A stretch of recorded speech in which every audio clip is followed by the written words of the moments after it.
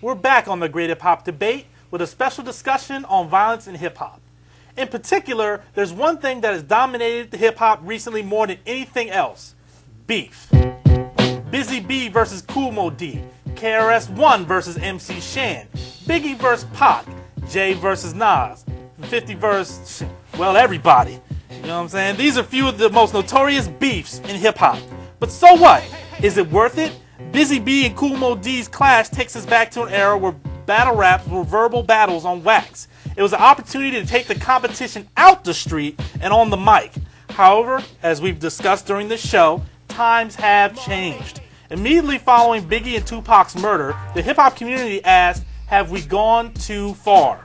Apparently not, because new and fiercer battles emerged, along with rappers who made bulletproof vests a permanent part of their wardrobe. In 2006, we already see the rap industry affected by shootings in every imaginable place. Inside the club, outside the video shoot, outside the radio station, the drive-by shootings. Next thing you know, they probably gonna be shooting us up in this spot. You know what I'm saying? Some rappers have garnered positive headlines, like David Banner raising money for Hurricane Katrina victims, Juvenile's video exposing the devastation caused by Katrina, and Nas and Jay burying the hatchet, to name a few. However, awareness of hip-hop positives is at an all-time low, while beef is trading high on the stock market. Avon, do you agree? Yeah, I agree. And also, you gotta look at it like this. Like beef, there's certain beef that they have that's not genuine. Other beef, it's like rap is a sport, and it's competitive. Everybody want to be on top. You know what I'm saying? Jay and Nas, they was on top ever since Biggie and Pac died. It was them two holding it down. Right. So of course they had to go at each other. They had to go at each other's neck for that mutual respect. And Jay and Nas' beef, like, there are different kinds of beef too. I mean, when the beef starts in the street and then gets into the studio, like they become rappers afterward, which is basically what happened with 50 and Ja. Their beef was street. Right. It came into the studio. Right. Yeah. Now that's where, you know, it's get a little far, or Pac and Big when people die because of it. Jay and Nas's beef was cool because it was basically who's the better MC. Right. And they came at each other, and they both came to the top of their game and answered each other, and that was like how kind of people starting the street and rapping, battle rapping with each other, and that's cool. I agree with you, but also on the same token, I mean, like, back in the day, it was a little bit different. Yeah. Like, as rap, it's escalated as rap has grown bigger, you know what I'm saying? And now, you know, they've taken to the streets, and in fact, I think that it's got a little bit more personal, you know what I'm saying? As time's gone, and that's what makes it more serious. But back in the day, they were arguing about who's better lyricist, this and that. Yeah. Nowadays, they're talking about, you know, skeeting on your baby mama's back seat and stuff like that. I forgot about that.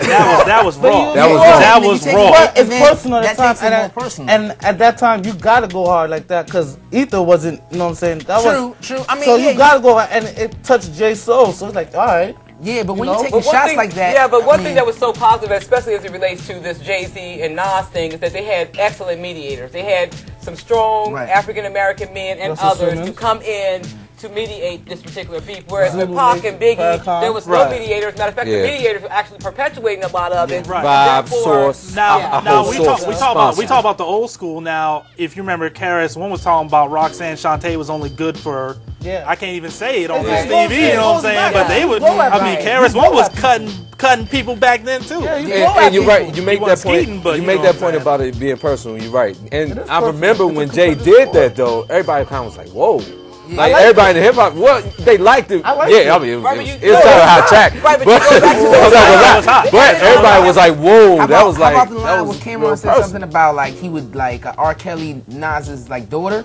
Like, stuff like that. Right. I mean, below the belt. You all remember at the time when the economic implications are present, and there was a paradigm shifting where that kind of talk was now being allowed, just like you were able to say certain words on television. Now here's the thing. It all happened around the same time. Go ahead. Now, and about the mediator, you make an excellent point right there because even though it got real personal, we knew Jay and Nas were not going to kill each other. We knew that. They were both way too big. I think we did because they both had way too much to lose. They both were way too big. And, I mean, everybody, the rap game would not have allowed it. Now, they allowed Pac and Big to kill each other over that, and that was sad back then. Okay, was the media responsible for some of that? I believe it was perpetuated. I mean, Jay... Like what Tretch said, people, we don't read the magazines, we just look at them. And on the front page, you have blue and red, East versus West. Yep. All right, let's pop off then. You know what I'm saying? I remember that the West Coast cats come here, let's get at it. Cats all over it, and there was one where Big and Puff were on it saying, here's the answer, and this and that, and just